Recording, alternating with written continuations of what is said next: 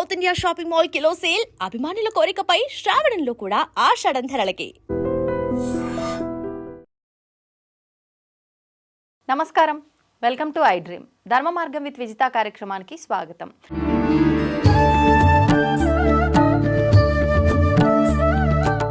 ప్రస్తుతం మనతో పాటు ఉన్నారు జ్యోతిష్య, వాస్తు, ముహూర్త, సాముద్రిక శబ్దాగమ, స్మార్థాగమ, తర్క, వ్యాకరణ, మీమాంస, ద్వయ, పురాణ, న్యాయ నిరుక్త, ప్రాతిసాక్ష్య విద్యార్థి డాక్టర్ కామవరపు విజయ మారుతి శర్మ సిద్ధాంతి గారు. ఇప్పుడు వారితో మాట్లాడి భాద్రపద మాసంలో వినాయక చవితి ఎందుకు జరుపుకుంటాము, జరుపుకోవడం వెనకాల ఆంతర్యం ఏంటి, దానికి సంబంధించిన విషయాలన్నీ కూడా ఇప్పుడు అడిగి తెలుసుకుందాం. నమస్కారం గురువుగారు. దీర్ఘాయుష్మతి భవ చేయాలి తల్లి, జయోస్తు విజయోస్తు. ముందుగా మీ ఐ డ్రీమ్కి దినదినాభివృద్ధిరస్తు అని ఆశీర్వచనం చేస్తున్నాను. ధన్యవాదాలండి. చెప్పండి.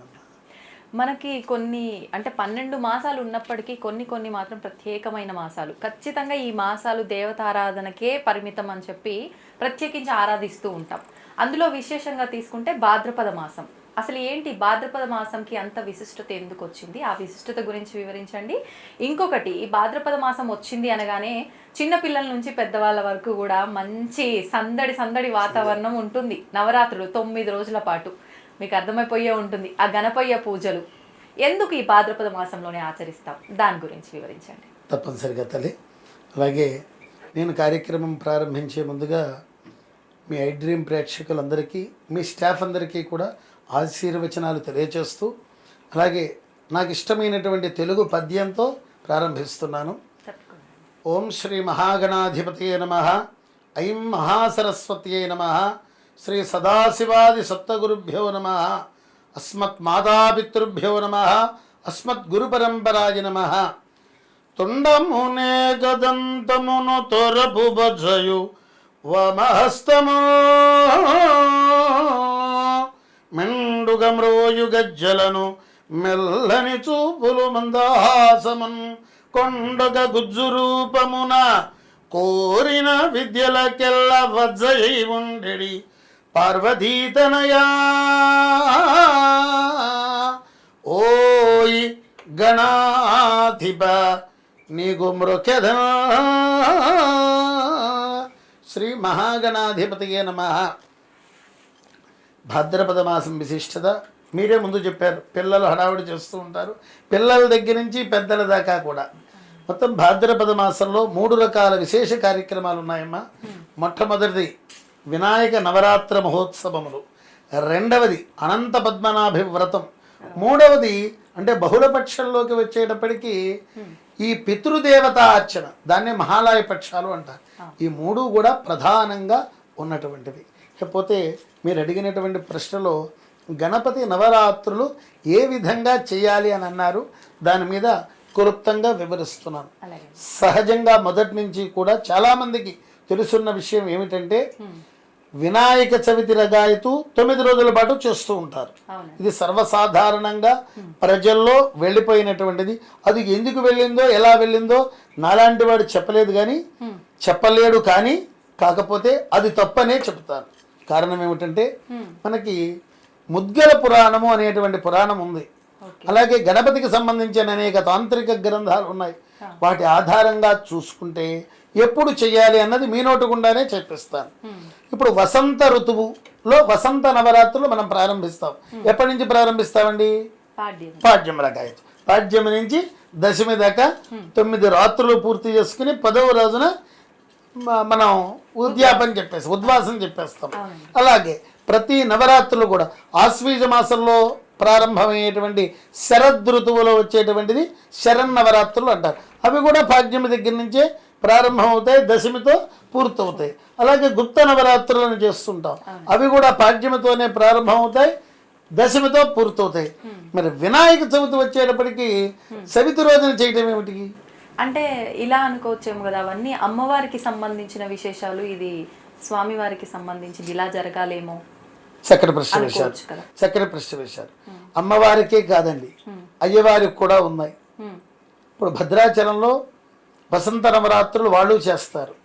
ఒక్కొక్క రోజున ఒక్కొక్క అవతారంగా వాళ్ళు చేసిన పాడ్యమి నుంచే చేస్తారు. ఫలానా దేవతకి ఈ రోజున ప్రారంభించాలి, ఫలానా రోజున నవరాత్రులు ప్రారంభమని ఎక్కడా లేదు. దేనికైనా అమావాస్య వెళ్ళిన తర్వాత పాడ్యమిలగాయతో దశమి దాకా చేయాలి. ముఖ్యంగా గణపతి నవరాత్రులు కూడా పాడ్యమిలగాయతు ప్రారంభించి 9 రోజులు కార్యక్రమం చేసి 10వ రోజున ఉద్వాసన చెప్పాలి. ఇది గ్రంథాల్లో ఉన్న విషయం, నా సొంత పైత్యం ఏమాత్రం కాదు. దానికి సంబంధించిన అథారిటీస్ మీకు చెప్తాను. దీనికి సంబంధించింది ముద్గల పురాణం ప్రధానమైనటువంటిది. ఆ ముద్గల పురాణంలోనే అలాగే సారతాళ సంగ్రహణం అనేటువంటి ఈ యొక్క గ్రంథంలో కూడా గణపతి నవరాత్రులు ఎప్పటి నుంచి చేయాలి, ఏ విధంగా చేయాలి అని దానిలో చాలా సుస్పష్టంగా చెప్పబడింది. పాడ్యమిలగా అయితే చేయాలి, నవమి దాకా చేయాలి, దశమి రోజున నిమజ్జన మహోత్సవం చేయాలి. అయితే వినాయక చవితి రోజున ఏం చేయాలి అంటే దానిలోనే చెప్పారు, స్వామివారి కళ్యాణం చేయించమని చెప్పారు. అంటే స్వామివారికి కళ్యాణ మహోత్సవం అన్నది వినాయక చతుర్థి రోజున చెయ్యమని శాస్త్ర వాక్యం. అంటే ఏదైనా మనం ఆచరిస్తున్నాము అంటే అది మన పెద్దవాళ్ళు ఆచరిస్తారు, దాన్ని మనం ఆచరిస్తూ వస్తూ ఉంటాం. వాళ్ళు దేన్ని ఉద్దేశించి ఆచరిస్తారు అంటే ఇప్పుడు ఈ పురాణాలు శాస్త్రాల నుంచి వాళ్ళ ముందర వారు తీసుకొచ్చి చెప్పింది ఆచరిస్తారు. మీరన్నట్టుగా చవితి రోజు కళ్యాణము, పాడ్యమి నుంచి నవరాత్రులు అన్న విధానము అనేది ఎందుకు మారిపోయి ఇప్పుడు ఈ పోకడ ఈ ధోరణిలోకి వచ్చేసామంటారు? దానికి ఏదైనా చెప్పగలరు? తప్పనిసరిగా తల్లి, చక్కటి ప్రశ్న వేశారు. ఇప్పుడు ఎవరో ఏదో చేశారు, పూర్వకాలంలో చేయలేదు అంటానికి వెళ్ళలేదండి. కొంతమందికి ఆ శాస్త్ర పరిచయం ఉండవచ్చు, ఉండకపోవచ్చు. శాస్త్రం తెలుసున్నటువంటి వారు తప్పనిసరిగా అదే విధంగా ఆచరిస్తారు. ఇప్పుడు ఉదాహరణకి చెప్పాలి అంటే, ఇగో ఐ డ్రీమ్ ఆఫీస్కి ఈరోజు నేను వెహికల్లో వచ్చాను, పలానా కారులో వచ్చాను, మీరు పలానా టైంకి మాకు ముందుగానే మీరు మా కోసం వెయిట్ చేస్తూ ఉన్నారు. మరి పూర్వకాలం ఈ ఉండేదా, ఈ టెక్నాలజీ ఉండేదా అంటే లేదు. అలాగే పూర్వం ఏమిటంటే నామమాత్రంగా ఈ సాధనా వ్యవహారాలు ఏమీ కూడా అందుబాటులో ఉండేవి కాదు. అన్ని చోట్ల పండితులు ఉండేవాళ్ళు కాదు. ఆ విధంగా చవితి రోజు వినాయక చవితి కాబట్టి ఆ రోజు నవరాత్రులు చేస్తున్నాం అనేటువంటి ఉద్దేశంతో ప్రారంభించారు. అయితే చాలామంది ఏమిటంటే అనుకునేది ఇది భారత సంగ్రామ సమయంలో, అంటే మన భారతదేశం విముక్తి కావాలి, బ్రిటిష్ వాళ్ళు వెళ్ళిపోవాలి అనే ఉద్దేశంతో బాలగంగాధర తిలక్ గారు ప్రారంభించారు అని పెద్దలు చెబుతూ ఉంటారు. అది వాస్తవం కాదండి. వారు దాన్ని ఆధారంగా చేసుకుని ఆ నవరాత్రుల సమయంలో దేశభక్తికి సంబంధించిన అనేక కార్యకలాపాలు చేసిన మహానుభావుడికి నమస్కారం చేస్తూ ఉంటాను నేను. కాకపోతే ఈ వినాయక చవితి, వినాయక చతుర్థి వ్రతం, ఆ వ్రతం ఆ రోజునే చేయాలి. ఆ కథాక్షతలు కూడా, అది కథ చదువుకునే అక్షతలు వేసుకునేది కూడా ఆ రోజున వినాయక చవితి. అయితే ప్రారంభం నవరాత్ర మహోత్సవం, నవరాత్రి కాదు, నవరాత్ర మహోత్సవం. అంటే అది బహువచనంగా రావాలంటే నవరాత్ర. నవరాత్రి అంటే రాత్రి అంటే ఏమవుతుంది, ఏకవచనం వచ్చేస్తుంది. దాన్ని 9 రోజుల పాటు చేసే కార్యక్రమాన్ని నవరాత్ర అంటే తాకు రాకారం ఇవ్వాలి. నవరాత్ర మహోత్సవములు అని పలకాలి. వ్రాయటం కూడా అలాగే పలకాలి. అది వాళ్ళకి జ్ఞానం సరిగ్గా లేకపోవటం వల్ల, ఇంతమంది పండితులు ఉండేవాళ్ళు కాదు, పల్లెటూరులో ఎక్కువగా ఇవి జరిగేది, పట్టణాల్లో కూడా జరిగేది అనుకోండి. వాళ్ళకి అందినటువంటి మార్గంలో వాళ్ళు అవలంబించారు, వాళ్ళని తప్పు పట్టక్కర్ల. అసలు శాస్త్రం ఏమిటి అన్నది మాత్రం నేను చెబుతాను, దానికి సంబంధించిన ఆధారాలు కూడా మీకు అందజేస్తాను. ముఖ్యంగా ఈ రోజుల్లో నేను చూసేటువంటి మహానుభావులు ఎవరయ్యా అంటే సమన్వయ సరస్వతి, సామవేదం షణ్ముఖ శర్మ గారు కూడా భాద్రపద శుద్ధ పాడ్యమిలగాయతో దశమి దాకా ఇప్పటికి కూడా ఆచరిస్తున్నారు. రాజమహేంద్రవరం దగ్గర వల్లభ గణపతి అనేటువంటి గణపతి ఉన్నాడు. ఆ గణపతి దగ్గర వారే స్వయంగా ఆ 9 రాత్రులు కూడా చాలా అంగరంగ వైభవంగా, అసలు మంత్రశాస్త్ర విధానంగా, వేదోక్త పద్ధతిలో వాళ్ళు ఆచరిస్తారు. ఇక బయట జనాభా అంటే మీకు చెప్పవలసినటువంటి పని లేదు. అశ్లీల నృత్యాలు, డీజే సౌండ్లు, ఇవన్నీ శాస్త్రంలో చెప్పబడినవి కాదు. మీరు ప్రశ్న వేశారనుకోండి, ఎవరిని డీజేలు పెడుతున్నారు కంటే నాకు సంబంధం ఏమిటమ్మా, నాకు సంబంధం లేదు కదా. మేము అలాంటి వాటికి వ్యతిరేకిస్తాం. నాన్న వద్దు, సౌండ్ పొల్యూషన్ వద్దు. భగవంతుడి తత్వాన్ని ఒక్కొక్క ఋషి ఒక్కొక్క దైవాన్ని దర్శించారు. అనేక మంది ఋషులు దర్శించారు. ఒక గణపతినే అనేక అవతారాలుగా ఉన్నాయి.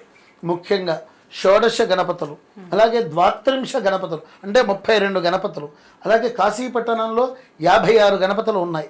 సరే 54 అని ఒకరు, 56 అని ఒకరు, అవాద 56 సరైనటువంటిది. ఓకే. శత గణపతులు 100 గణపతులు. శత అంటే అక్కడ కేవలం 100 అనే కాదు, శత అంటే అనేక గణపతులు అని అర్థం. దాన్ని తీసుకుని ఆ ఆరాధనలు చేసేటువంటి వాళ్ళు కూడా ఇప్పటికి కూడా ఉన్నారమ్మా. మేము కూడా మా గ్రామంలో దమ్మపేట మా గ్రామం అంటే మండల హెడ్ క్వార్టర్, అక్కడ కూడా శత గణపతి విధానంగా శత కలశములను ఏర్పాటు చేసి 2-3 సార్లు చేయించాను వాళ్ళ చేత. అది ఈ సంవత్సరం కూడా మీకు చెప్పిన విధంగానే వాళ్ళకు కూడా చెప్పదలిచాను. పాడ్యమిల గాయతూ 9 రోజులు ఆచరించండి, అది మంచిది అని శాస్త్రంలో ఉన్న మాట, లేని మాట నేను చెప్పను. ఇప్పుడు మరి అండి, ఇప్పుడు వినాయక చవితి రోజు ఆచరిస్తున్నాం కాబట్టి అది వినాయకుడి యొక్క వ్రతమో పండగో పూజో కాబట్టి వినాయక చవితి అని ఆ పండగకి ఒక పేరు పెట్టుకున్నాం. ఈ పాడ్యమి నుంచి అంటే ఇంకా అది వినాయక నవరాత్రులు అని చెప్పి అనాలా? మంచి ప్రశ్న. ఇప్పుడు విజయదశమి అంటున్నారు మీరు. విజయదశమి అమ్మవారు విజయోత్సవం ఎప్పటి నుంచి ప్రారంభిస్తున్నారు? పాడ్యమి నుంచే కదా. అంటే విజయోత్సవం ఏమో 10వ రోజు అయితే దసరా రోజున ఆచరిస్తున్నారు, పండగ ఏమో ప్రారంభం పాడ్యమిల గాయతో నవరాత్ర మహోత్సవాలు చేస్తున్నారు. ముఖ్యంగా 3 రోజులు, దుర్గాష్టమి, మహర్నవమి, విజయదశమి. ఆ నవమి రోజున మహిష సంహారం, మహిషాసుర మర్దన జరిగింది. దాన్ని విజయోత్సవం చేసుకోవడమే దసరా పండగ. ఇప్పుడు అర్థమైందనే భావిస్తున్నాను. అర్థం కాకపోతే మరలా అడగండి, ప్రశ్న సమాధానం. అర్థమైంది, నాకైతే అర్థమైంది. ప్రేక్షకులు కూడా అర్థం కావాలని కోరుకుంటున్నాను. మరైతే ఇప్పుడు ఏ దానికైనా ఇది ఇప్పుడు ఆచరిస్తున్నాము అంటే ఒక అర్థం అనేది ఉంటుంది, దాని వెనకాల ఆంతర్యం. ఇప్పుడు ఈ భాద్రపద మాసంలో పాడ్యమి రోజు నుంచి ఆచరించిన మనం ఫైనల్గా చేసుకునేది వినాయక చవితి చేసుకుంటున్నాం. ఆ రోజు కళ్యాణం చేసినా ఏం ఆచరించినా ఎందుకు, అసలు ఉద్దేశం ఏంటి? ఒక ఉదాహరణ ఏదైనా. గణపతి జన్మించినటువంటి తేదీ చతుర్థి, అంటే చవితి రోజున ఆయన జన్మించాడు. అంటే పార్వతి అంటే దీని అవతారాల్లో మళ్ళీ చాలా చాలా అవతారాలు ఇంతకు చెప్పాను చూసారు. మనకి 16 గణపతులు, 32 గణపతులు, 56 గణపతులు, అలాగే శత గణపతులు. ఆ విధానం వాళ్ళ జయంతులు మళ్ళా వేరు, భాద్రపద మాసంలో రావవి వాళ్ళ జయంతులు వేరు. అలాగే ఇప్పుడు మనకి అమ్మవారికి సంబంధించినటువంటి దశమహావిద్యలు ఉన్నాయి, 10 రకాల అమ్మవారులు. అది ఒక్కొక్క రోజున ఒక్కొక్క తిథి రోజున ఆవిడ జన్మించింది, ఆశ్వీజ మాసంలోనే కాదు. అది ఎలాగైతే ఉందో ఇది ముఖ్యంగా పరమేశ్వరుడు బయటికి వెళ్ళటం, పార్వతీదేవి నలుగు పిండితో తయారు చేయటం, దానికి ప్రాణప్రతిష్ఠ చేయటం, తర్వాత పరమేశ్వరుడికి అడ్డుపడి లోపలికి వెళ్ళనివద్దంటే త్రిశూలంతో ఖననం చేసి గజముఖాన్ని పెట్టినటువంటి రోజు ఏదైతే ఉందో అది భాద్రపద శుద్ధ చవితి. ఆ రోజు నుంచి కూడా ఆయన పునర్జీవితాన్ని చేసిన దగ్గర నుంచి కూడా లోకలోకాలు, త్రిలోకాలే కాదు, గంధర్వ లోకంలోను, యక్షలోకంలోను, కిన్నెర లోకంలోను, బ్రహ్మలోకంలోను, విష్ణులోకం అంటే విష్ణులోకం అని అనకూడదు, వైకుంఠం అనాలి. అలాగే పరమేశ్వరుడి యొక్క లోకం పేరు ఏమిటంటే పరమేశ్వర లోకం, శివలోకం అనకూడదు, కైలాసం అనే అనాలి, అమ్మవారి లోకం అని అనకూడదు. ఈ మధ్యన అందరికీ తెలుసున్నటువంటిది, గృహప్రవేశాల సమయంలో ఎక్కువ మంది ఆడవాళ్ళు చేస్తున్నారు మణిద్వీపం, ఆ మణిద్వీపం అనే అనాలి అమ్మ. అలాగే గణపతికి సంబంధించిన లోకం కూడా ఒకటి ఉంది, దాని పేరు స్వానంద లోకం అంటారు. అది ఇక్షుసాగరంతో నింపబడి ఉంటుంది, అంటే చెరుకు రసంతో నింపబడి ఉంటుంది. ఆ సముద్రం మొత్తం కొన్ని యోజనాలు వెడల్పు, కొన్ని యోజనాలు పొడవు, ఆ ఇక్షుసాగరంలో ఆయన ఉంటారు. ఆ రోజున పార్వతీ పరమేశ్వరు అంటే భాద్రపద శుద్ధ చవితి రోజున ఆయన దగ్గరికి వెళ్ళి మళ్ళా తిరిగి చక్కగా తల్లి కలుపు చల్లగా అంటూ ఆమె నూనె రాస్తుంది. పార్వతీదేవి వినాయకుడికి నూనె రాసి చక్కగా నలుగు పెట్టి స్నానం చేయిస్తారు పార్వతీ పరమేశ్వరులు వినాయకుడికి. ఆయన సంబరపడి ఇద్దరికీ కూడా ప్రదక్షిణ నమస్కారం చేసి కాళ్ళకి నమస్కారం చేసి వాళ్ళ కోరిక మేరకు కైలాసం వస్తాట. కైలాసంలో మహాట్టహాసంగా ఆయన జయంతి. ఇక్కడ మనం బర్త్డే అంటాం చూశారు, బర్త్డే ఆంగ్ల పదం, ఇదేమో తెలుగు పదం. వాస్తవంగా తెలుగు పదం అంటే వర్ధంతనే అనాలి, జయంతి అనకూడదు. నేను ఈ మధ్యలోనే విన్నాండి, వర్ధంతి అని అంటారు. చక్కగా వర్ధిల్లు అనేటువంటి అర్థంలో వచ్చేదే వర్ధంతి. దీనికి కావాల్సిన ప్రమాణం శృంగేరి జగద్గురువులు యొక్క పుట్టినరోజు కూడా వర్ధంతి అనే పెడతారు. వర్ధయే నమేనం వర్ధయ అంటే ఏమిటి? వర్ధిల్లు వర్ధిల్లు వర్ధిల్లు అని చెప్పడమే వర్ధంతి. అయితే దీన్ని అశ్లీల పదంగా మార్చేశారు కొంతమంది. ఎప్పుడు మార్పు చెందిందో తెలియదు కానీ ఒక భాషాభిమానిగా మేము బాధపడుతూ ఉంటారు. వర్ధాపన క్రియ అని ప్రత్యేకంగా వేదంలో ప్రతిపాదించబడిందండి. అంటే ఆయుష్ హోమాలతో పాటు ఈ క్రమం అంటే పుట్టినరోజు చేసుకోవలసిన విధానం ఉంది. ఆ ప్రకారంగా ఆచరిస్తే ఆయుక్షీణం అయినటువంటి వాళ్ళకు కూడా కొద్ది కాలం ఆయుర్దాయం పెరిగేటువంటి అవకాశం వస్తుంది. అది తల్లి. గురుగారు, ఒక చిన్న సందేహం అండి. ఇప్పుడు మీరు చెప్పిన ఈ శివుడు పరమేశ్వరుడి కథ ఏదైతే ఉందో, అంటే మనం ఉన్న ఇన్ని రూపాలలో గణేశుడిది ఈ రోజు ఎందుకు ఆచరిస్తున్నాం అనే దానికి మీరు ఒక ఉదాహరణ చెప్పారు. ఇది సాధారణంగా మనం వింటూ ఉంటాం. అంటే అమ్మవారు అలా తయారు చేసి పెట్టడము, ఈయన అడ్డుకోవటము, ఆయన స్వామివారు ఈయన ఎవరు అనేది తెలియకుండా ఆయన శిరస్సుని ఛేదించడం, ఇదంతా అంటే శివుడాజ్ఞ లేనిదే చీమైనా కుట్టదు అంటారు. మరి ఆయనకి ఇక్కడ ఉన్నది ఎవరు, ఏ పర్పస్ తో ఉన్నాడనేది తెలియదు అంటారా? మంచి ప్రశ్న తల్లి. సర్వాంతర్యామైనటువంటి శివుడికి తెలియనటువంటి విషయం మీరే అన్నారు. శివుడి ఆజ్ఞ లేనిదే చీమైనా కుట్టదని. పాము కుట్టినా సరే ఆ విషయం కూడా ఎక్కదు. శివాజ్ఞ లాంటిది. యమధర్మరాజునే పక్కన పంపించేశారు ఇచ్చిన మాట కోసం. మార్కండేయుడి గురించి పూర్ణాయుర్దాయులు చేశాడు. కల్పకల్పాలు బ్రతికి చిరంజీవుల్లో ఆయన ఒకడయ్యాడు. అలాగే ఆయన తెలియక కాదమ్మా. కొంత దుష్ట శిక్షణ జరగాలి అంటే కొన్ని జరగాలి. కొన్ని జరగాలి. ఈరోజు మీరు నాకు ఇంటర్వ్యూ చేస్తున్నారు. ఈ కెమెరాసు ఇంతమంది వీళ్ళు సహా వీళ్ళ యొక్క విధానంలో ఉండబట్టే మీరు నడపగలుగుతున్నారు. మీరు ఒక్కడూ నడపలేరు. అలాగే మీరు ఇప్పుడు నన్ను చేసేది ఇంటర్వ్యూ కావచ్చు. నాకన్నా మహానుభావులతో మీరు ఎన్నోసార్లు ఇంటర్వ్యూ చేశారు. వాళ్ళ కూడా లక్ష్యం ఏమిటి? ప్రధాన లక్ష్యం మేము ఎవరు వచ్చినా, పండితులు అన్న వాళ్ళు ఎవరు వచ్చినా లోక శ్రేయస్కరమైనటువంటి విషయం చెప్పటం కోసమే వస్తాం, కానీ లోక నాశనం కోసం అయితే రావు. అలాగే తత్వాన్ని గ్రహించాలి. అక్కడ పరమేశ్వరుడు తెలియక తన పుత్రుడని తెలియక ఖండించలేదు. కథలో అలా పైపైన వ్రాయటం సులభతనం కోసం ఈ మధ్యన కొత్త గ్రంథాలు అలా రాసి వదిలేస్తున్నారు. జనాలు తెలియక ఆ తత్వాన్ని గ్రహించక ఇలాంటివి వస్తున్నాయి. ఇంతాక నేను అన్నాను ఇక్షుసాగరంలో ఉంటాయి కదా. కొంతమంది నా దగ్గర వెటకారంగా అంటూ ఉంటారు, ఏమంటే విష్ణుమూర్తి పాలకడలిలో ఉంటారు కదా, పాల సముద్రంలో కదా, ఆయన ఏమంటే తెల్లారేసరికి పాలు పాడైపోతాయి కదండి, మళ్ళీ పాలు పోస్తూ ఉంటారా అని అడిగారు. చెప్తున్నాను వెటకారంగానే అడిగారమ్మా. నేను వాళ్ళకు కూడా తగిన సమాధానం చెప్పా. ఆ పాలు కాదు నాన్న, ఈ పాలు కాదది, ఆ పాలు వేరు, ఆ పాలా వేరు, ఆ తత్వం వేరు, నీ పాలా వేరు, నీ తత్వం వేరు. ఎంతకీ నువ్వు ఇక్కడే పరిమితం అయిపోయావు. నువ్వు తాగేదేమో దాని ప్రభావం కూడా చెప్పుకొచ్చా. నువ్వు రోజు తాగేవి డూప్లికేట్ పాలతో తాగుతున్నావు. ఇప్పుడు పాలు మొత్తం కల్తీమయమైంది, ఆ పాలతో నువ్వు తాగుతున్నావు. నీ బుద్ధి ఎలా? ఆ ప్రశ్న వేసాను. నేను కూడా చెప్పడం జరిగింది, ఈ పాలు కాదమ్మా, వాటికట డ్యామేజ్ అన్నది లేదు అసలు. అలాగే వినాయక లోకంలో, ఇక్షుసాగరంలో ఉన్న ఆయన, దధి లోకంలో ఉన్న, దధి అంటే పెరుగు, లవణ సముద్రంలో అవన్నీ పాడవు. ప్రత్యేకంగా రోజు స్విమ్మింగ్ పూల్లో వాటర్ లాగా మార్చాల్సినటువంటి అవసరం ఏమాత్రం లేదు. అదే ఆయన కళ్ళు మూసుకుంటే దాన్ని ఎప్పుడూ ఫ్రెషే కదా అవి, ఆయన దగ్గర నుంచే. ఆ పాల ద్వారానే మొత్తం లోకం అంతా క్షేమంగా ఉంటుంది. ఆయన పాలకడల్లో ఉంటూ గోవులు పట్ట నింపుతూ, గోక్షీరం కూడా అందుకనే అనమాట, గోక్షీరం పవిత్రం అని చెప్తుంటాం. అది విష్ణులోకాన్ని నుంచి వచ్చినటువంటిది. సర్వదేవతలు కూడా ఆ గోవులో ఉన్నారు. తద్వారా వచ్చినటువంటిది. ముఖ్యంగా విష్ణుమూర్తి ఆ పాల పొదుగులో ఉండి ఆ వైకుంఠంలో ఉన్న పాలే గోమాతకి ఇస్తాడు. ఆ గోమాత పాలు మనం తాగినట్లయితే చాలా ఆరోగ్యవంతులు అవుతారు. ఇంత తత్వం ఉంటుంది. అంటే పరమేశ్వరుడు తెలియకుండా సంహరించాల. రాక్షస సంహారం కోసం గజాసురుడు అనేటువంటి రాక్షసుడు వినే ఉంటారు మీరు. ఆయన శివభక్తుడు, తనలో ఐక్యం అందాలని కోరిక. అందుకనే వినాయకుడు కొడుకు తల తీసేశాడు.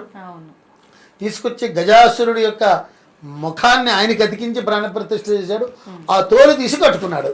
ఆయన గుడ్డల కరువు కాదమ్మా. ఇది పార్వతీ కళ్యాణ ఘట్టంలో వస్తుంది. చక్కగా మేనాదేవి చక్కగా పైనుంచి చూస్తూ ఉంటుంది.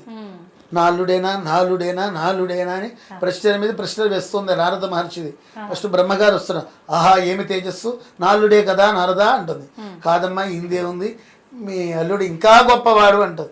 తర్వాత విష్ణు వస్తాడు, ఆహా ఏమి నీలమేఘశ్యాముడు చక్కటి సౌందర్యవంతుడు, ఈయనేనా మా అల్లుడు అంటుంది. కాదమ్మా, ఇలా ఎవరు వచ్చిన ఇంద్రాది దేవతలందరూ వస్తారు, వాళ్ళందరికీ కూడా ఈయన కాదమ్మా, ఈయన కాదమ్మా, అసలు ఈయన అందం వీళ్ళ అందం ఏంటి, ఆయన అందం ఏంటి అంటారు. చిట్ట చివరిలో ఓ మొలతాడు మాత్రమే ధరించి చుట్టూ కూడా భూత ప్రేత పిశాచ గణాలు ఉంటూ తైతక్కలాడుతూ తై తై తై తా బసేరబా అంటూ విచిత్ర నాట్యాలు చేస్తూ బట్టలు లేకుండా ఉన్న వ్యక్తి వస్తుంటాడు. చిచ్చి వీడెవడు అని పక్కకు తప్పుకుంటే ఆయనే నీ అల్లుడమ్మా అంటుంది. లోపలికి వెళ్ళి వెంటనే మీనాదేవి పార్వతీదేవిని, నేను చంపి నేను చస్తాను, వాడా నీకు దొరికింది, ఇప్పటిదాకా నువ్వు తపస్సు చేసింది వాడి కోసమా అని అంటుంది. సరే లోపలికి వెళ్ళిపోతుంది. సరే తత్వం తెలుసున్నటువంటి ఎవరు మాట్లాడరు. ఈ లోపల నారదుడు కూడా కోపగించుకుంటుంది, అమ్మ నీకు తత్వం అర్థం కావట్లా, నీ అల్లుడు చాలా సౌందర్యవంతుడు, ఆయన తత్వం వేరుగా ఉంటుంది అమ్మ. ఎదురు సన్నాహాలు సరే మనం పానకం ఇస్తాం కదా ఎదురు సన్నాహాల్లో, అలాగే అక్కడ కూడా మధుపర్కం ఇవ్వాలి, పానకం ఇవ్వాలి. శివ కళ్యాణ పార్వతీ కళ్యాణంలో రామ్మ ఇద్దుగానంటే చిచియే ఆ మొహన్ నేను చూడలేనంటే, ఒక్కసారి వచ్చి చూడమ్మా నీకే అర్థమవుతుందంటే అప్పుడు ఎలాగైతే కనిపించాడో అలాగే అనకుండా పట్టు పీతాంబరాలు దేదీప్యమానమైనటువంటి వర్చస్సు, ఆయన మించిన అందగాడు లేడు, పరమేశ్వరుడు మించిన అందగాడు లేదు. అప్పుడు అర్థమవుతుంది మేనాదేవి తప్పైందని మనస్సులో క్షమించమని కోరుకు. అప్పుడు దానికి గల కారణం కూడా చెప్తాడు. అమ్మ దక్ష ప్రజాపతి ఒకానొక సందర్భంలో చేస్తే ఆయనకి మద్దతుగా నువ్వు కూడా ఉండి ఈ మేనాదేవి కూడా మద్దతుగా ఉంచింది ఆ జన్మలో, అందుకని ఆ ప్రభావం నీ మీద ఉంది, ఆ దోషం హరింపజేయడానికి నీకోసం ఆవేశం కట్టాను అని చెప్తాడు పరమేశ్వరుడు. ఇది యథార్థం. ఇప్పుడు అంటే ఎలాగో వివాహం టాపిక్ వచ్చింది, మనం మాట్లాడబోతున్నది కూడా గణపయ్య గురించే కాబట్టి, అంటే ఇది నేను విన్నాను గురుగారు, వాస్తవమో కాదో నాకైతే తెలియదు, మీరే దానికి వివరణ ఇవ్వాలి. చెప్పండి. ఏ పూజ చేసినా తొలి పూజ అనేది ఖచ్చితంగా వినాయకుడికి అంటారు. అందులో భాగంగానే పార్వతీ పరమేశ్వర కళ్యాణం సమయంలో కానివ్వండి వినాయకుడి పూజ చేసినాకే ఇది జరిగింది అని చెప్పి నేను ఎక్కడో విన్నాను. ఇది వాస్తవమా? మరి వాస్తవం అయితే వాళ్ళ పుత్రుడే ఇతనైనప్పుడు వివాహానికి ఆయన ఎలా ఉన్నారు, దాని గురించి. అలాగే చక్కటి ప్రశ్న అది. ఇప్పుడు ఒక్క గణానికి ఒక్కొక్క ఆధిపత్యం ఉంటుంది. ఈయన ప్రమథ గణాల్లో విఘ్నాధిపతి, అంటే ఎటువంటి విఘ్నాలు సంభవించకుండా ఆయన ప్రార్థిస్తే విఘ్న నివృత్తి అవుతుంది.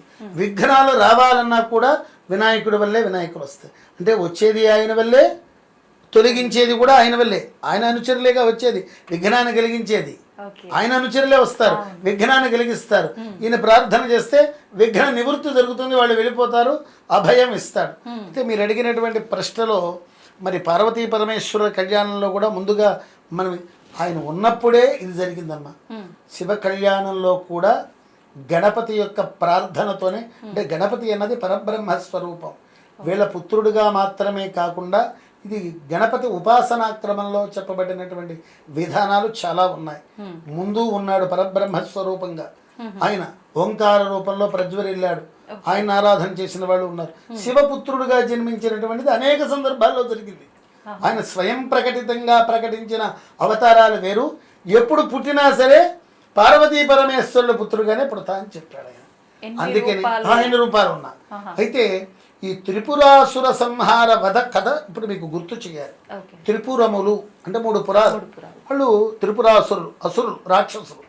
వాళ్ళు బ్రహ్మదేవుడి గురించి తపస్సు చేస్తాడు. సహజం, ఆ మంత్రానికి లొంగి తీరాల్సిందే, ఎట్లాంటి దైవమైనా లొంగి తీరాల్సిందే. ఆ మంత్ర ప్రభావం చేత బ్రహ్మదేవుడు ప్రత్యక్షమై మాకు చావు లేకుండా వరం ఇవ్వమని అడుగుతారు. ఇది అసాధ్యం నాయన, ఇది ఏమాత్రం సాధ్యపడదు, పుట్టినవాడు గిట్టక తప్పదు అని చెప్పినా వినరు. అయితే మరి ఇంకో రకంగా చెప్పండి అంటే అప్పుడు వీళ్ళు ఆలోచించి చాలా పగడ్బందీగా ఒక వరం కోరతారు. మేము ఏ ఆయుధము చేత బాధింపబడకూడదు, అలాగే మేము ముగ్గురం కూడా 3 పురాలు కట్టుకుంటాం. ఒకటి సువర్ణముతోనూ, ఒకటి వెండితోనూ, ఒకటి ఇనుముతోనూ తయారు చేసుకుంటారు. 3 పురాలు. ఈ 3 పురాలు ఒక సరళ రేఖ మీదకి వచ్చినప్పుడు ఆ రోజున ఆరుద్ర నక్షత్రం అయితే ఆ రోజున కూడా శివుడు కదిలి వస్తే, శివుడు బాణం వేస్తే అప్పుడు మేము చావాలి ఆ వరం అంటారు.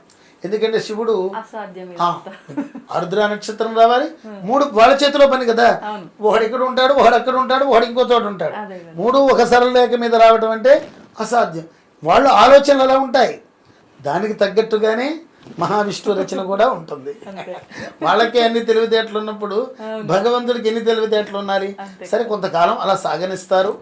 వాళ్ళ యొక్క పీడ భరించరాని స్థితిలో ఉంటే విష్ణువు బ్రహ్మ మొదలైన దేవతలు కూడా శివుడి దగ్గరికి వెళ్తారు. శివుడి దగ్గరికి వెళ్ళి, పరమేశ్వర, నానా అతలాకుతలం చేస్తున్నారు, మరి నువ్వు కదిలి రావాలి, నువ్వు కదిలి వస్తే గానీ వాడి సంహారం అవ్వదంటే ఒకసారి దివ్య దృష్టి చేత ఆలోచిస్తాడు. చూస్తాడు స్వామి. చూసేటప్పటికి చక్కగా యజ్ఞయాగాది క్రతువులు జరుగుతూ ఉంటాయి. యజ్ఞాలు, యాగాలు, అభిషేకాలు, విశేషాభిషేకాలు, విశేష ద్రవ్యాలతో అభిషేకాలు, ఇవన్నీ జరుగుతూ ఉంటాయి. చక్కగా ఉంది కదయ్యా ధర్మం, యజ్ఞయాగాది క్రతువులు చక్కగా జరుగుతున్నాయి, దాని దగ్గరికి నేను ఎందుకు వస్తాను, దానికి నా అభయహస్తమే ఉంటుంది వాళ్ళ మీద అని లోపలికి వెళ్ళిపోతాడు. ఎలాగా అక్కడ వైదిక క్రతువు చక్కగా జరుగుతూ ఉంటుంది, బయట ఏమో పాడు చేస్తూ ఉంటారు వీళ్ళు. అంటే వాళ్ళ లోకాల మటుకే బాగుండాలి కానీ బయట లోకాలు బాగుండకూడదన్న విపరీతమైన ధోరణి వల్ల వాళ్ళకి ఆ బుద్ధులు అనమాట. సరే, ఏ విధంగానైనా సరే దీన్ని పాడు చేయాలనే ఉద్దేశంతో విష్ణు మాయని ఆ త్రిపురాల్లోకి వదులుతాడు విష్ణుమూర్తి. ఆ మాయ కూడా వెనక్కి వచ్చేస్తుంది, లోపలికి వెళ్ళలేకపోతుంది. అప్పుడు నారద మహర్షి గారిని పంపిస్తాడు. త్రిపుర పట్టణాల్లో మొత్తం కూడా నువ్వు వెళ్ళి అవైదికాన్ని ప్రోత్సహించాలి, నేను కూడా తర్వాత వస్తాను.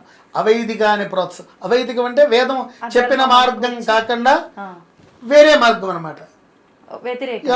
మీరు 6 రోజులు తప్పు చేయండి, 7వ రోజున తప్పైందనండి సరిపోతుంది. ఇలాంటి ప్రచారాలు. పాతివ్రత్యం ఏంటమ్మా, ఎవరికి నచ్చిన వాళ్ళతో వాళ్ళు తిరగవచ్చు. యజ్ఞాలు ఎందుకు, అనవసరంగా కట్టెపుల్లల దండగా, ఆవు నెయ్యి దండగా, ఇంత పైగా ఇన్నేసి గంటలు కూర్చోవాలి, ఇవేమీ అక్కర్లేదు. 5 రోజులు మీ ఇష్టం వచ్చినట్టు మీరు ఆలోచించండి. స్నానం చేయకపోయినా పర్లేదు, ఏం చేయకపోయినా పర్లేదు, నిత్యానుష్ఠానం చేయకపోయినా పర్వాలేదు, ఏమి చేయకపోయినా పర్లేదు, 7వ రోజున వెళ్ళి క్షమాపణ కోరని చాలు, సరిపోతుంది అంటారు. ఇదేదో బాగుందే అని ముఖ్యంగా ఇలా అన్నాను. అంటే మిమ్మల్ని ఉద్దేశం కాదు, మంచి జరగాలన్నా చెడు జరగాలన్నా ముఖ్యంగా ఆడవాళ్ళేనమ్మా, దానిలో సందేహం అంతేనమ్మా. మంచి కూడా వాళ్ళే, చెడు కూడా. ఎందుకంటే ఇప్పుడు దొంగ బాబాలు ఎక్కువైపోయారు. దొంగ బాబాలు, అలాగే ముఖ్యంగా అరుణాచలంతో టోపీ అమ్మలు, వీళ్ళు విపరీత ధోరణి ఎక్కువైపోయింది. అసలు దైవాన్ని పక్కన పెట్టి అమ్మలు అక్కలు అని బయలుదేరుతున్నారు. అవి మేము ఖండిస్తాం. దాన్ని ప్రోత్సహించింది ఎవరు? మహిళలే. నలుగురు కలుస్తారు, ఇగో అమ్మలేదో కలిసేసి వచ్చిందంటారు. అసలు అమ్మని పక్కన పెడుతున్నారు, ఆ లలితా త్రిపుర సుందరిని పక్కన పెడుతున్నారు, ఈ టోపీ అమ్మల పడి పెడుతున్నారు. వాళ్ళేమో మానసిక ఒత్తిడికి గురై పిచ్చి వాళ్ళగా వాళ్ళు తయారు చేస్తుంటే అవధూత తత్వం అని ఒకటి ఉంది దత్తాత్రేయ పరంపరలో. అంతపటికి ఓకే, వీళ్ళందరినీ అవధూతలు చేస్తున్నారు. మా బాధ అంతా అది. అయితే ఎప్పుడైతే నారదుడు వెళ్ళాడో ఒక మహానుభావుడు గారు వస్తున్నారు, వారు చెబితే మీకు ఇంకా ఆనందంగా ఉంటుంది, నాకన్నా చాలా గొప్పగా చెబుతారు, వారిని ఆహ్వానించండి అంటే ఆహ్వానిస్తున్నాం స్వామి అంటారు. ఆ విష్ణుమూర్తి ఒక అవతారంలో వస్తాడు, అదే బుద్ధావతారం. అదే బుద్ధావతారం చెప్పి ఇదే ప్రచారం. తెల్లటి బట్టలు పైనుంచి కిందగా వేసుకుని, ఇవేమీ ఎక్కర్లేదు, యజ్ఞాలు ఎక్కర్లా, యాగాలు ఎక్కర్లా, ఏమీ ఎక్కర్లా, పాతివ్రత్యం అసలు లేదు, వట్టి బోటకం. ఇవన్నీ మీరు నమ్మద్దు. మీకు నచ్చిన వాడితో మీరు దిగండి, ఎవరు నచ్చిన వాళ్ళతో వాళ్ళని భోగంలో ఉండండి, భోగ విలాసాలకు అలవాటు పడండి, ఇవన్నీ మీరు టైం వేస్ట్ చేస్తున్నారు అని ప్రచారం చేసేటప్పుడు నిజమే కదా. ఇప్పటిదాకా మనం భర్త చెప్పిన మాట వింటున్నాం, అలాగే పిల్లలకు తగ్గట్టుగా మనం ఇల్లు శుభ్రం చేస్తున్నాం, యజ్ఞయాగాది క్రతువు చేస్తున్నాం, అసలు మనం ఏం అనుభవిస్తున్నామని వాళ్ళలో కూడా మాయ వల్ల వచ్చి చెడగొట్టడం. ఎప్పుడైతే ఇది అయిపోయిందో మళ్ళీ పరమేశ్వరుడి దగ్గరికి వెళ్తారు. పరమేశ్వరుడి దగ్గరికి వెళ్ళి, స్వామి ఒకసారి ఆ లోకాన్ని చూడు అంటే పాడైపోయింది, నేను కదిలొస్తున్నాను పదమంటాడు. అంటే దానికి రథం, సూర్యచంద్రులే రథాలుగా ఏర్పడతాయి. అంటే కొంచెం కదిలిందో లేదో బండి చక్రం అలా కూలిపోతుంది, భూమిలో కూలిపోతుంది. అప్పుడు ఒక్కసారి వినాయకుడి వైపు చూస్తాడు. మీరిచ్చిన వరమేగా నాన్నగారు అంటాడు. అంటే ఆయన పూజ చేయలేదని, మీరిచ్చిన వరమే కదా నాన్నగారు అని ఆయన దండం పెడతాడు. ఎందుకంటే ఆయన గతంలో గణాధిపత్యం ఇచ్చాడు, అది కూడా ఆధిపత్యం లాగా కుమారస్వామికి వినాయకుడికి పోటీ పెడతారు. మొత్తం తిరిగి వచ్చిన వాళ్ళు ముల్లోకాలు తిరిగి వచ్చి మొట్టమొదటి ఎవరైతే ఇక్కడికి వస్తారో వాళ్ళకే ఆ పదవి అప్పచెప్తానంటారు. అవునండి. కుమారస్వామి నెమలి వాహనుడు కదా, ఆయన వెళ్ళిపోతూ తిరుగుతూనే ఉంటాడు. ఈయన తెలివికి బుద్ధికి గణపతి, ప్రతిదానికి కార్యకుశలతకి గణపతి. కుమారస్వామి కళ్యాణం జరగడానికి కూడా గణపతే కారణం. కుమారస్వామి కళ్యాణం, కుమారస్వామి మహా అందగాడండి. ఏ ఆడవాళ్ళ వంక అలా చూసేవాడు కాదు. ఒక రోజున వల్లీదేవి అడవిలోంచి వస్తూ ఉంటే ఈయన అసలు ఏమాత్రం పట్టించుకోకుండా వెళ్ళిపోతుంది. ఆయనకి ఇది బాధ కలుగుతుంది, కుమారస్వామికి ఇది బాధ కలుగుతుంది. ఇది బాధ కలిగి అన్నయ్య ఇప్పటిదాకా నన్ను వెంటపడుతూ ఉంటే అందరూ నేను పెళ్లి చేసుకోలేదు, ఈవిడేమో కనీసం నా వంక కూడా చూడలేదు, కనీసం ఇలా కూడా చూడలేదు, నువ్వు చేసుకుంటావా నాన్న పెళ్ళి అంటాడు నాయుడు. చేసుకుంటాను, ఇంకేముంది కలిపేస్తానంటాడు. నువ్వు అలా వెళ్ళి ఒకసారి అంటాడు. ఆవిడ వెళ్తున్న మార్గంలోనే వెళ్తాడు, ఆవిడ ఎదురొస్తుంది. పెద్ద ఏనుగుగా ప్రత్యక్షం అవుతాడు గణపతి. ఘీంకారం చేస్తాడు, తొండాన్నెత్తి ఘీంకారం చేస్తే వెంటనే భయపడి వచ్చి కుమారస్వామిని ఆలింగనం చేసుకుంటుంది, కళ్యాణం అయిపోతుంది. ఈ స్టోరీ కాపీ కొట్టారేం పాత సినిమాలలో? ఉన్నదేనమ్మా విషయం. అందుకనే శివుడికి పూజ చేయాలన్నా ఎవరికి పూజ చేయాలన్నా గణపతిని పూజ చేయాలి. అప్పటికప్పుడు త్రిపురాసుర సంహార వదలో అప్పటికప్పుడు పసుపు చిన్న గణపతిని చేసి తమలపాకులో పెట్టి పూజ చేసి బయలుదేరుతాడు. త్రిపురాసుర సంహారం జరిగిపోతుంది. అలాగే గణపతికి మూషిక వాహనం ఒక్కటే కాదండి, ఆయన గుర్రం ఎక్కిన వాహనం, గుర్రము ఎక్కాడు, సింహవాహనుడిగా ఉన్నాడు, అనేక వాహనాలు కలిగి ఉన్నాడు. ఇప్పుడు మనం అంతా చెప్పుకునేటువంటి పార్వతీ పుత్రుల యొక్క తనయుడిగా కొలిచేటువంటి మూషిక వాహనుడిగానే మనం తెలుస్తాం. ఆయన అవతారాలు, ఈ అవతారాలు కూడా మేము కల్పించి వ్రాసినటువంటివి కాదు. ఋషులు ప్రతి అవతారానికి కూడా ఋషులు కారకులు అవుతారు. ఋషులు వాళ్ళు దర్శించి ఫలానా కోరిక కోసం దుష్ట శిక్షణ శిష్ట రక్షణ కోసం పడేవే అవతారాలే ఈ యొక్క గణపతి అవతారాలు కావచ్చు, మిగతా అవతారాలు కావచ్చు. అది తల్లి. అయితే ఇప్పుడు మీరన్నట్టుగా మనం ఆరాధించేది మూషిక వాహనుడైన గణపయ్య. మరి అంటే ఇప్పుడు శివుడు ఆరాధించింది కూడా పసుపు గణపతి, మనం ఆరాధించాల్సింది కూడా పసుపు గణపతేనా? మొట్టమొదటిగా హరిద్ర గణపతి, పసుపు గణపతి. ఆ తర్వాతే మిగతా ఏ గణపతిని పూజ చేయాలన్నా. ఇప్పుడు ఉదాహరణకి చెప్తున్నా, రత్నగర్భ గణపతి అనేటువంటి గణపతి, అలాగే ఉచ్ఛిష్ట గణపతి ఉంటుంది, క్షిప్ర గణపతి ఉంటుంది, లక్ష్మీ గణపతి ఉంటుంది, బాల గణపతి ఉంటుంది, తరుణ గణపతి ఉంటుంది, విజయ గణపతి ఉంటుంది. వీళ్ళ వాహనాలు వేరు, వీళ్ళ ఆయుధాలు వేరు. వాళ్ళకి పూజ చేయాలన్నా మిగతా ఎన్నవతార తొలి పూజ పసుపు వినాయకుడికే చేయాలి.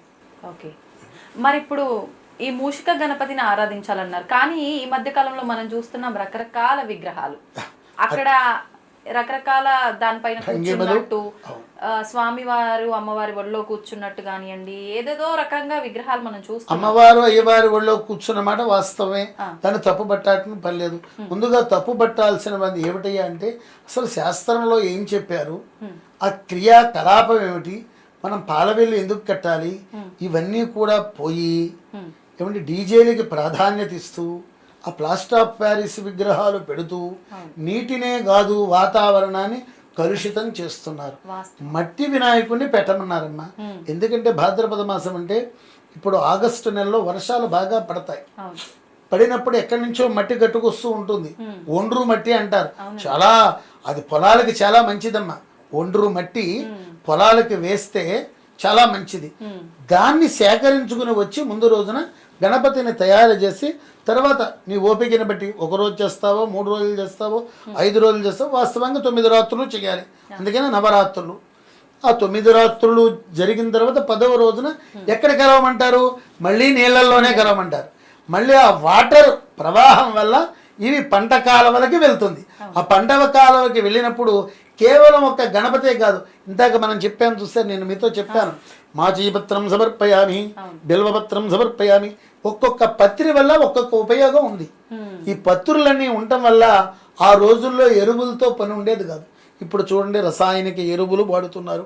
ఈ మధ్యన మీలాంటి వాళ్ళ ప్రచారం చేయటం వల్ల, మీలాంటి టీవీల వల్ల, ఈ సోషల్ మీడియా ప్రభావం వల్ల, మీలాంటి వ్యక్తులు ఇలాంటివి సేకరించి ప్రచారం చేయటం వల్ల కొద్దిన్నా మార్పు వచ్చింది. మిడతత్వం రసాయనిక ఎరువులు వాడకుండా ఆవు పేడ మొదలైనటువంటి వాటితో ఎక్కువ మంది సేద్యం చేస్తున్నారు. దాన్ని స్వాగతించదగ్గ విషయం. ఈ ఇప్పుడు జరిగేటువంటిది అంటే నేను ఒక పేరు చెప్పట్లా, మన ప్రాంతంలోనే కాదు ఇతర ప్రాంతాల్లో ఎవరు చేస్తున్నా ఆ ప్లాస్టర్ ఆఫ్ ప్యారిస్ అన్నది తప్పు. అది శాస్త్రంలో ఎక్కడ చెప్పబడదు. మన వెర్రితనం వల్ల వాడు 10 అడుగుల విగ్రహం పెట్టాడంటే నేను 12 అడుగుల విగ్రహం పెడతాను. పోటీ అలా ఉండకూడదండి. పూజలో మనం చూపించాలి. ఎంతసేపు నిష్ఠతో పూజ చేసాం. నువ్వు నిమిషం చేయి, 2 నిమిషాలు చేయి, 10 గంటలు చేయి, 24 గంటలు చేయి. నిష్ఠ, స్వామి మీద మక్కువతో, ప్రేమతో, అభిమానంతో పూజ మీద పోటీ పడాలి కానీ విగ్రహాల మీద పోటీ కాదు. ఎవరు పెట్టినా మట్టి వినాయకుడినే పెట్టాలి. శాస్త్ర వచనం అది.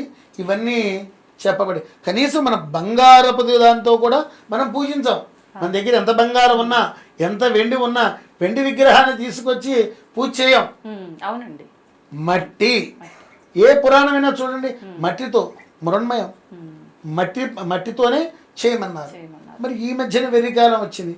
మరి ఎందుకు వచ్చిందో ఏమిటో మాకైతే తెలియదు. కానీ కాకపోతే నాలాంటి వాడు ఖండించిన మిగతా పురోహిత వ్యవస్థ అందరూ కూడా ఒక ఏకత్రానికి వచ్చి ప్లాస్టర్ ఆఫ్ ప్యారిస్ విగ్రహం పెడితే మేము పూజ చేయం, మట్టి విగ్రహం పెట్టండి మేము పూజ చేస్తామని ఒక యూనిటీగా అందరూ వస్తే అది ఎంతో కాలం పట్టదమ్మా. సంవత్సర కాలంలోనే తేడా వచ్చేస్తుంది. ప్లాస్టర్ ఆఫ్ ప్యారిస్ ఎవరు వాడరు. అది ప్రభుత్వానికి మంచిది, మనకి మంచిది, లోకానికి మంచిది. లోకానికి పైగా వినాయకుడితో పాటు పత్రిని మొత్తం కలుపుతాం. ఆ పత్రి కూడా ఇప్పుడు మోసపు పత్రమ్మ. ఇప్పుడు బయట కొనుక్కుంటున్నారు. కొనుక్కుని రాకూడదు, మనం వెళ్ళాలి. వెళ్ళి దానికి సంబంధించినటువంటివి తీసుకుని రావాలి. సేకరించి తీసుకువచ్చింది కనీసం 2 అయినా సరే తీసుకుని వచ్చి అవి అప్పచెప్పినా సరే స్వామి సంతుష్టుడు అవుతాడు. వాస్తవమైన పత్రి 2 అయినా చాలు. 2 అయినా లేకపోయినా అవకాశం అవకాశాలు ఉన్నప్పుడు ఏకవింశతి పత్ర పూజ అని ఉంది. ఆ పత్రాలు ఉన్నాయి, వాటి ఫలితాలు ముందు మాచీ పత్రం సమర్పయామి అని అంటూ ఉంటాం. అసలు ఇవి వాటి వల్ల ప్రయోగాలు ఇంతకు మీరు అడిగారు, దాని గురించి చెప్పవలసినటువంటి బాధ్యత నా మీద. ఈ కరపత్రం కూడా మీకు ఇస్తాను, ఇది వేసిందే నేను. ముందుగా మాచీపత్రం పూజయామి. మాచీపత్రం అంటే ఈ దవనం, మాచిపత్రి అంటారు, దవనం పూలల్లో మనం చూస్తుంటాం. ఆ దవనాన్ని ఇది చేయటం వల్ల ఆస్తమా నియంత్రణ. దవనాన్ని మనం పక్కన ఉంచుకున్నట్లేదు. నిజంగా కూడా మీరు ఎప్పుడైనా ట్రై చేయండి. శ్వాసకోశ ఇబ్బందులు కలిగినప్పుడు ఆ దవనాన్ని ఒక పేపర్ పరిచి దవనం కొద్దిగా తీసుకుని పక్కన వేస్తే ఆస్తమా నివారణ అవుతుంది. ఇది ఆయుర్వేద శాస్త్రంలో చెప్పబడిన విషయం. నెక్స్ట్ బృహతీ పత్రం. బృహతీ పత్రం అంటే నేల మునగాకుని బృహతీ పత్రం అంటారు. ఇది వ్యాధి నిరోధక శక్తిని పెంచుతుంది. వ్యాధి నిరోధక శక్తిని పెంచుతుంది. సంతానం లేని వారికి నేల మునగ వేరుతో వైద్యం చేసినట్లయితే వాళ్ళకి ఎటువంటి లోపాలు లేకుండా సంతానం ఆలస్యం అవుతుంటే వెంటనే గర్భిణి అవ్వటం ఖాయం. దానిలో అన్నమాట అది వైద్యపరంగా. అలాగే బిల్వపత్రం అంటే మారేడాకు, మీకు తెలిసినటువంటి ఆ మారేడాకు వల్ల 1, 2 చర్మరోగ నివృత్తి. బిల్వాల్లో అనేక బిలాలు ఉంటాయి. సహజంగా త్రిదళం త్రిగుణాకారం త్రినేత్రం చ త్రియాయుధం త్రిజన్మ పాప సంహారం ఏకబిల్వం శివార్పణం. 3 దళాలే కాకుండా 5 దళాలు, 7 దళాలు, 9 దళాలు, 11 దళాలు కూడా మా ఇంటిలో వస్తూ ఉంటాయి. శ్రీశైలం అడవి ప్రాంతంలో ఉంటాయి. నేను మొదటిసారి కాశీ వెళ్ళినప్పుడు మా ఇంట్లో 3 మొక్కలు మొలిచాయి. అప్పుడప్పుడు 5 దళాలు, 6 దళాలు, 7 దళాలు, 9 దళాలు కూడా వచ్చిన సందర్భాలు ఎప్పుడో వస్తాయి. ఆ మారేడుది ఒక రకంగా కాదమ్మా. ముఖ్యంగా పంటి సమస్యలు, డెంటల్ సమస్యలు అంటారు సరే. ఇప్పుడు డాక్టర్ గారి దగ్గరికి వెళ్ళినా ఏమంటారు, బ్రష్ ఇలా అనద్దు, ఇలా అనండి, అలాగే ఇలాగే అనండి, గట్టిగా రుద్దద్దు, నెమ్మదిగా బ్రష్ చేయండి, 3 నెలలకి బ్రష్ మార్చండి అని వాళ్ళు సూచిస్తారు. అసలు మన పూర్వ పెద్దలు చెప్పినటువంటి మార్గం ఆయుర్వేద మార్గంలో అసలు 3 నెలలు ఏమిటి, ఏ రోజు బ్రష్ ఆ రోజే. ఒకటి ఉత్తరేణి పుల్ల అలా అంటాం. తర్వాత మారేడు, ప్రప్రథమే మారేడు పుల్లని, ఇంత పుల్లని తీసుకుని మీరు దంతాలతో గట్టిగా నవిలారనుకోండి, అది కుంచిలాగా ఒక బ్రష్ లాగా మారుతుంది. దాంతో మనం పళ్ళు తోముకోవటం ఈజీ. పళ్ళ గ్యాప్లో ఉన్నటువంటివి కూడా వచ్చేస్తాయి. ఆ నవలగా దాని గమ్ ఉంటుంది. ఆ గమ్ ఏమో చక్క ఇప్పుడు గమ్ము లేని కారణం చేత చిగుళ్ళ వ్యాధి మొదలైనటువంటి ఆ రూట్స్ చర్మ వ్యాధి అదంతా కూడా తరిగిపోతుంది. వాడికి కావాల్సినంత గమ్ ఏర్పడుతుంది. ఎప్పుడైతే గమ్ వచ్చిందో దవడలు గట్టి పడతాయి. తర్వాత దాన్నే మధ్యలోకి తీరిచేసేసి నాలుగు బెద్దలా గీసి పూర్వం అలాగే చేసేవారమ్మా. మీ తాతగారు కావచ్చు, సరే మీ నాన్నగారు అదే వేపుల్ల, అదే అసలు ప్రథమంగా చెప్పింది ఉత్తరేణి, ఈ బిల్వం, మారేడుపై ఇది గమ్ము ఎక్కువగా ఉంటుంది. ఆ తర్వాత మొహం పుల్ల, వేప తర్వాత మొహం పుల్ల అని ప్రత్యేకంగా ఉంటుంది. ఇదేంటండి మొహం పుల్ల? మొహం పుల్ల అంటే పల్లెటూరులో లభ్యమవుతుందమ్మా, దాన్ని మొహం పుల్ల అంటారు. దాన్ని కూడా అలాగే సేమ్, ఏ రోజు బ్రష్ ఆ రోజే, ఏ రోజు టన్ క్లీన్ ఆ రోజే, పైగా అది ప్రకృతి సంబంధమైంది. ఇలాగే ఎప్పుడైతే మీరు మారేడు కావచ్చు, వేప కావచ్చు, ఇలా దోవడం సాధ్యం కాదు, ఇలాగే అనాలి, ఇలాగే అనాలి. దానివల్ల ఏమిటంటే అమ్మా, కనీసం తేలు పాము కుట్టినా సరే విషం ఎక్కదు. తేలు జరి ఈ పుల్లలతో, దంత దావన వల్ల కాదు, ఈ పుల్లలతో మారేడు వేప, ఈ పుల్లలతో ఆ వేప మింగుతాం, కొద్దిగా మనం తెలియకుండానే మింగేస్తాం. అది వ్యాధి నిరోధక శక్తి బాగా పెంచుతుంది. తద్వారా చిన్న చిన్న క్రిములు అంటే తేలు జర్రి విషయం కూడా ఎక్కనీయకుండా చేస్తుంది. ఇది నా స్వానుభవం. ఎలాగంటే మా ఇదివరకు పూరీలు ఉండేది, తాటాకులు గుచ్చేవారు అనమాట, తాటాకుతో వేసేవారు, అల్లేవారు అనమాట. ఇళ్ళు సందర్భంలో తాటి జర్రి కప్పేటువంటి వ్యక్తికి కుట్టింది. నేను చూస్తూ ఉన్నా, తాత జర్రి కుట్టింది, పెద్ద జర్రి అని దాన్ని చంపేయకుండా చూస్తున్నామంటే, ఇదేం చేస్తుంది అబ్బాయి గారు నన్ను, నేను రోజు వేప పూలతో మొహం కడుగుతా, వేపరసం తాగుతా, నన్ను ఏం చేయదని. ఆశ్చర్యం వేసిందమ్మా. ఎంత ధీమాగా చెప్పారో చూడండి. ధీమాగా పగడ్బందీగా నన్ను ఏం చేయదండి అన్నారు. అంతే, ఏం కాలేదు. ఆ తర్వాత అది నేను నోట్ చేసుకున్నా, దాని మీద ఎంతో పరిశ్రమ చేశా, పరిశోధన చేశా. తద్వారా పాము విషయంలో కూడా ఎక్కకుండా విండే విధానాన్ని కూడా నేను అవలంబిస్తూ ఉన్నా. అలాంటిది ఉంది ఈ బెల్వపత్రం గురించి. తర్వాత దూర్వాయుగ్మం, గరిక. అసలు మీరు గరికతో పచ్చడి చేసుకుని తినండి. మీరు తోటకూర ఇది చేస్తుంటారు, గోంగూర పచ్చడి తినే ఉంటారు. మీరు గరికను కూడా సరదాగా గరికి తీసుకోండి. మీరు మిక్సీ పెడతారో రోట్లో అయితే మంచిదండి, రోటి పచ్చడిలాగా. దానిలోనే మీరు ఉల్లిపాయ ఉపయోగిస్తారు కాబట్టి ఉల్లిపాయ అది చేసుకోవచ్చు. మీరు గోంగూర పచ్చడి ఏ విధంగా చేస్తారో గరికి, అంటే వినాయకుడు పూజ చేసే గరితుండే, అది చేసి చూడండి ఎంత రుచిగా ఉంటుందో. మీరే చెప్పండి, గురువుగారు మీరు చెప్పింది బ్రహ్మాండంగా ఉంది అంటారు. ఒక ట్రైల్ వేయండి మీ ఇంట్లో వారి మీద, ట్రై చేయాలి. అలాగే దానివల్ల చాలా చాలా ఉపయోగం ఉన్నాయి. అలాగే దత్తూర పత్రం అంటే ఉమ్మెత్త, దీనివల్ల ఈ ఉమ్మెత్త వల్ల కీళ్ళ రోగాలు, ముఖ్యంగా ఇప్పుడు చిన్నపిల్లలగా అయితే పెద్దవాళ్ళ దాకా కీళ్ళ రోగాలు వస్తున్నాయి, వాత రోగాలు వస్తున్నాయి. ఈ కీళ్ళ రోగాలన్నిటినీ కూడా తట్టుకునేటువంటి శక్తి దీన్ని ఉపయోగించడం వల్ల కలుగుతుంది. తర్వాత అపామార్గ పత్రం, ఉత్తరేణి, ఇది కడుపులో ఉన్నటువంటి నుసి పురుగుల నివారణకి, అలాగే దంత పటుత్వానికి బాగా ఉపయోగపడుతుంది. అలాగే తులసి పత్రం, ఈ తులసి కూడా కేవలం వినాయక చవితి రోజు మాత్రమే పూజించాలి, కానీ వినాయకుడికి మిగతా రోజుల్లో పూజించకూడదు. ఇది గొంతు సంబంధించిన వ్యాధులకి బాగా ఉపయోగపడుతుందమ్మా. అందుకనే కాస్త మనం దగ్గు పడిసం వచ్చిన తులసాకు దానిలో వేసుకుని తాగరా అంటుంటారు పెద్దవాళ్ళు, దానికి గల కారణం అదే. తర్వాత చూతపత్రం అంటే మామిడి, ఇది కూడా చాలా చాలా నోటి పూతలని, మీకు నోటి పూత పూసింది, ఏదో పక్కన చిన్న లాంటి పుండు అవుతుంది ఒక్కోసారి, దాన్ని జామాకు కానీ జామాకుతో పాటు ఈ మామిడాకు లేత చిగుళ్ళు చప్పరిస్తే ఆ నోటి పూత అంటూ మాయమైపోతుంది. అది నెక్స్ట్ కరవీర పత్రం అంటే ఎర్రగన్నేరండి, శిరోజాల రక్షణకి అది బాగా ఉపయోగపడుతుంది. అలాగే విష్ణుక్రాంత పత్రం అంటే పొద్దుతిరుగుడు, ఇది చర్మ సౌందర్యం, జ్ఞాపక శక్తి పెంపొందిస్తుంది. దాడిమి ఫలం అంటే దానిమ్మ, అది వాంతులు విరోచనాలు బాగా అవుతున్నాయి అనుకోండి, మీరు ఓమికైండ్ ఏదో వేసుకుంటూ ఉంటారు, ఏదో కాస్త వికారంగా ఉంటాయి, దానిమ్మకు చప్పరించి దానిమ్మ గింజలు 2 తినండి, వెంటనే కంట్రోల్ అయిపోతుంది. చిన్న చిన్న టెక్నిక్స్. అది ముదిరి పడితే అప్పుడు డాక్టర్ దగ్గరికి ఎలాగో వెళ్ళాలి. ఇది ఓమికైన్ లాంటి మందు నేను చెప్తున్నాను అనమాట. దానిమ్మ ఆకులు కానీ దానిమ్మ గింజలు నోట్లో వేసుకుని చక్కగా చప్పరిస్తే వెంటనే వాంతులు కవర్ అయిపోతాయి. అలాగే దేవదారు పత్రం, అలాగే మరువక పత్రం అంటే మరువం అంటారు, ఏది స్త్రీలు మల్లెపూలలోని వాటిలో కనకాంబరాల మధ్యలో మరువం సుగంధం వస్తుంది అన్నమాట. దానివల్ల కూడా జ్ఞాపక శక్తి, ఈ పంటి నొప్పి బాధలు ఇవి నివారణ అవుతాయి. తర్వాత సింధువార పత్రం అంటే వావిలాకు, ఇది పంటి నొప్పికి దివ్య ఔషధం అండి. డాక్టర్ దగ్గరికి వెళ్ళి తర్వాత పెయిన్ కిల్లర్ మనకి ఇస్తారు, అదే పెయిన్ కిల్లర్ న్యాచురల్గా దీనిలో ఉంటుంది. ఓకే. ఇది వాడినట్లయితే పంటి నొప్పులు చాలా మటుకు తగ్గుతాయి. మామూలు ఉన్నటివి బాగా డ్యామేజ్ అయినవి నేను చెప్పట్లా, స్మాల్గా కొద్దిగా డ్యామేజ్ అయినవి బాగా ఉపయోగపడుతుంది. అలాగే సింధువార పత్రం, ఇది వావిలాకు, ఇది కూడా వ్యాధి నిరోధక శక్తిని పెంచుతుంది. అలాగే జాజి పువ్వు, సన్నజాజి అంటారు సార్, ముఖ్యంగా తలనొప్పి నివారణకి సన్నజాజి ఆయిల్ కూడా లభ్యం అవుతుంది ఇప్పుడు. తలనొప్పికి బాగా పనిచేస్తుంది, ముఖ్యంగా మైగ్రేన్ తలనొప్పికి ఇది బాగా పనిచేస్తుంది. అలాగే శమీపత్రం అంటే జమ్మి, ఈ జమ్మి ఆకుల వల్ల వెంట్రుకల్ని నల్లబరుస్తుంది, నోటి దుర్వాసన నివారణ చెందుతుంది. దీని గింజల చూర్ణం పాలతో తాగితే సంతానలేమితో బాధపడుతున్నటువంటి వాళ్ళకి ఆ సంతానలేమి సమస్యలను పోగొట్టి వాళ్ళలో ఆ దోషాలని నివృత్తి చేస్తుంది. జమ్మి ఆకు, జమ్మి గింజలు. తర్వాత అశ్వత్థపత్రం, దీన్నే రావి అంటారు.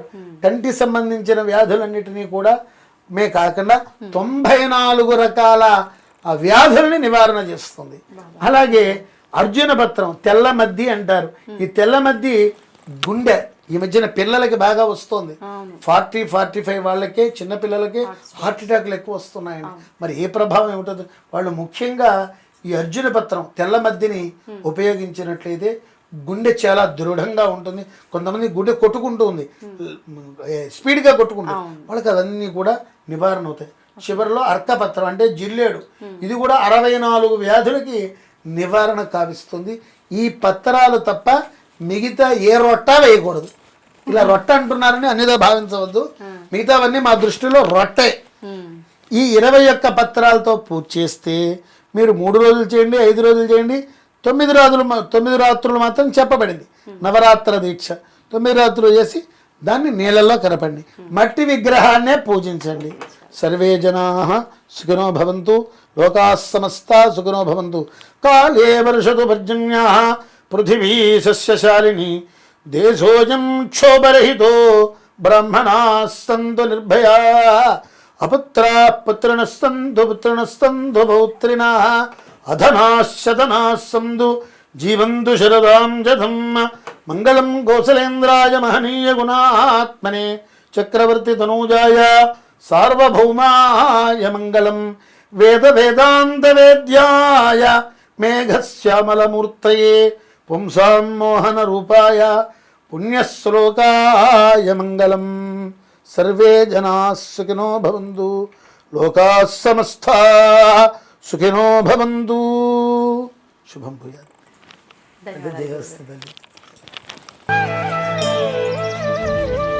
తవ్వండి, తవ్వుతున్న శివలింగం. సరే దాన్ని అట్లా కప్పేసేయండి, చూపించదండి. కృష్ణ ఇస్ దేర్, మూర్తి పూజ కాదు, సాక్షాత్ బ్రజేంద్ర నందన భగవాన్ ఉన్నారు మూర్తిలో.